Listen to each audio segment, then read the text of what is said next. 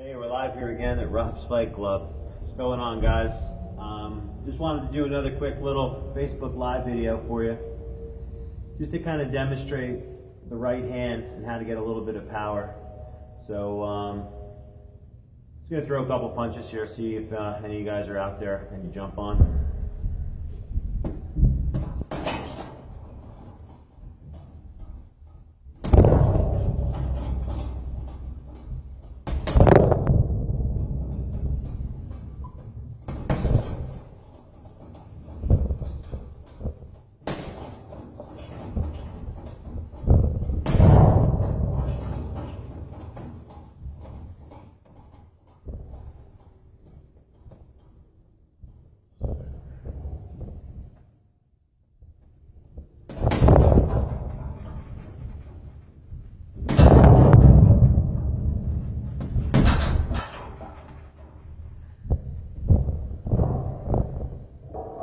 What's going on, guys? Alright, so a lot of times, sorry, just trying to get you guys a good view here. A lot of times, learning how to stay balanced and learning how to generate power is a tough thing, because the harder you try to throw your punches, the more you tend to get off balance. So I just want to talk to you a little bit about how we can get more power in our punches and how we can utilize our balance correctly and not put ourselves in a bad position where we're getting hit.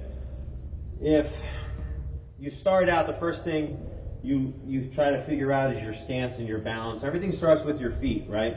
So if our feet aren't working properly, if our feet aren't balanced properly, then nothing else is going to work. So we got to make sure that our head is kind of between our feet, and our feet are kind of grounded to the floor. The back foot is up, kind of on your toes a little bit.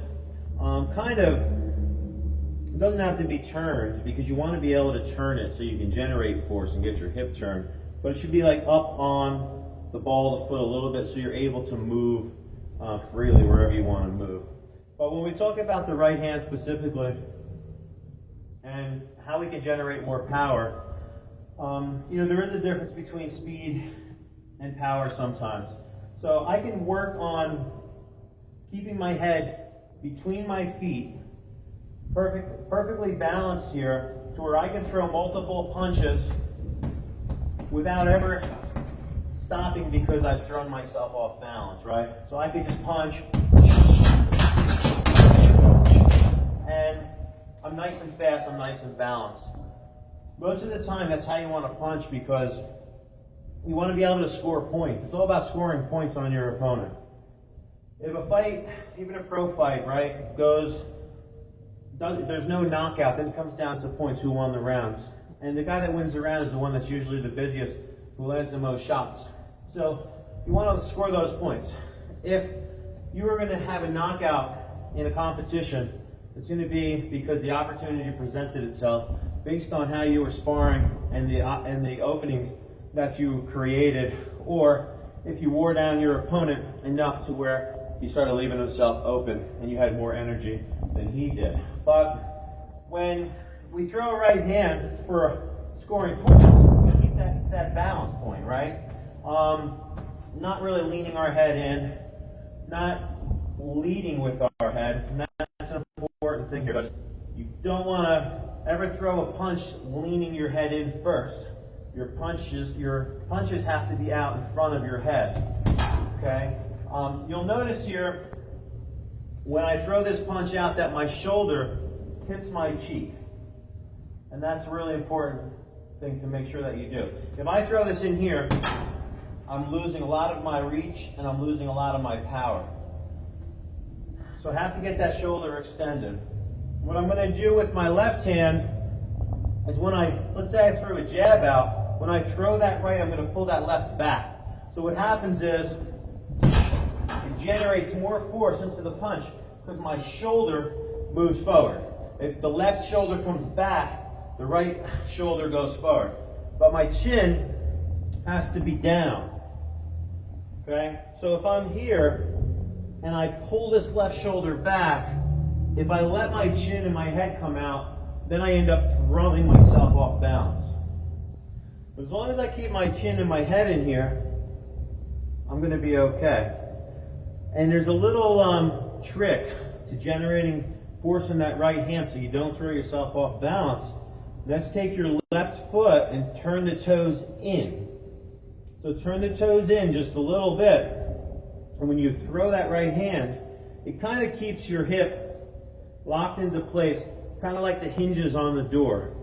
So if I'm throwing the right hand, the right hip is the door, and it's slamming that, you're slamming that door shut. My left hip becomes the hinge, and I'm rotating around that hinge.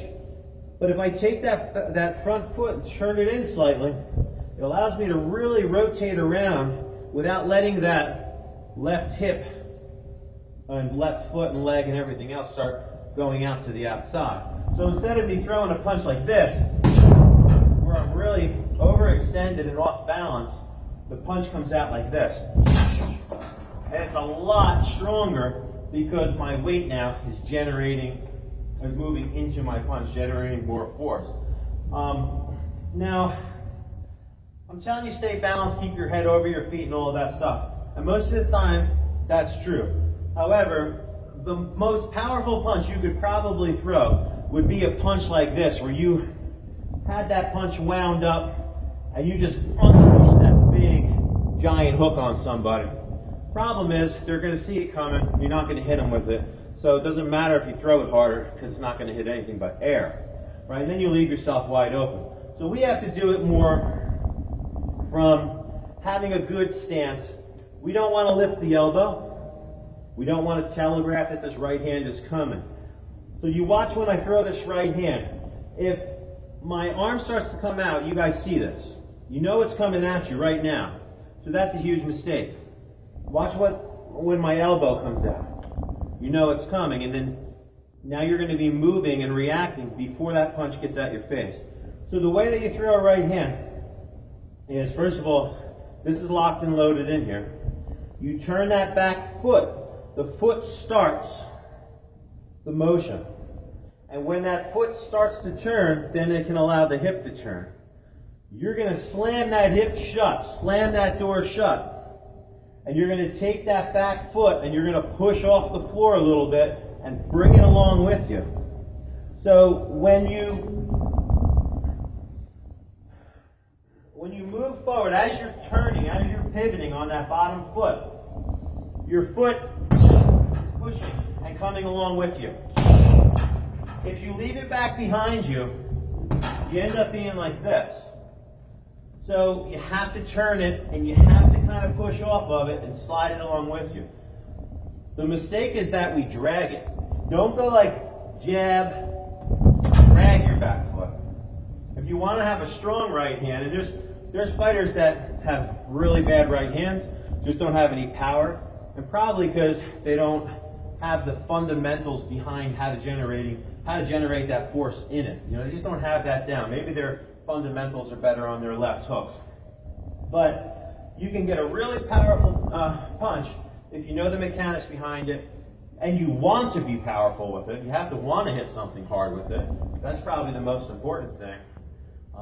Punching power kind of comes from desire to want to hit something hard. And then, you know, you have to have the right mechanics. So the hands are up, the elbows in, feet are under my shoulders. I start with that turn of my foot. I'm pushing off the ball of my foot. And don't drag your toes, because when you get up on these toes, you're just going to hurt your toes. And I've seen a lot of people do that, so be careful about that. Don't get out here where you're dragging. Bring that foot with you and kind of dead end the ball of your foot into the floor. Okay? If someone's coming at me, I can just fire it. I don't have to slide it. But if I'm trying to get distance and close the gap, then I need to bring that foot along with me. Then I'm able to throw another punch because I've got my feet back underneath my shoulders again. Okay, so I throw the jab, let's say. I twist that foot, I twist that hip. And there's the power in that right hand. And notice it's really short. It's not like short to and long through. So it's short from here to here, and then I go all the way through with my shoulder. Okay? If I don't go through number one, I'm not protecting my face, and number two, I'm losing all of that range, right? You want to get all the way to here. Now with that left hand pulling back, that generates more force into the right. So if I was here, I get to there. And you can see how I'm balanced. Now a lot of times when you see knockout punches, the reason why they're so powerful is because the weight gets thrown a little more into those shots. So when you have somebody, you know, they're off balance, they drop their hand down, they're just in that spot where you got a perfect opportunity to throw a shot and you know they're not going to block it and they're probably not going to counter you, you can throw a little more of your weight into the punch, and instead of being perfectly balanced, my weight shifts to here. So this little weight shift from being straight over my feet to being more over my left foot allows me to turn more into it and drive my power down my arm. So instead of this, which is a nice strong shot, and you know, if the guy didn't see it coming, it's even stronger, right? Again, it doesn't matter how strong it is if it misses. But when I have the opportunity and I throw it here, I get a little extra force into it. So I lean a little more into it, but not like just lean my head out. It has to be, my head has to stay behind my punches. So like this. Right? So the right hand kind of starts, and I get that body shifted behind it. And it's a very small difference, but it's a huge difference really, between feeling like you're leaning in behind your punch or you're leaning in before your punch. Sometimes it's hard to tell, like when you go to throw. You don't want to get to here and then to here. You want to get to here. Right? But you're pulling that back foot up, pushing off the floor, pulling back with the opposite hand, driving the shoulder all the way through, getting a little more lean into it if you really want that kind of knockout style punch. And use restraint, please, when you're in the ring against your classmates. You shouldn't be trying to throw knockout style punches. But I want you guys to know the principles behind punching, what makes it strong. Lastly, keep your shoulders loose and relaxed. If you throw punches and you're all tight like this, you'll be pushing them, not getting that snap at the end of it. Alright, so I'll do a little bit of some bag work here for you. See what it looks like here.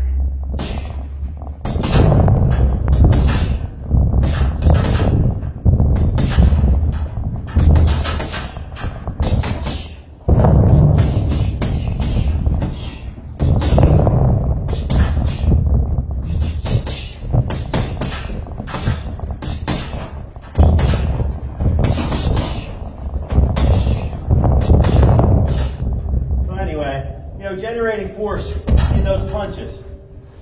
You can work this bag for speed. You can work this bag for power. And sometimes both, right? Put it all together.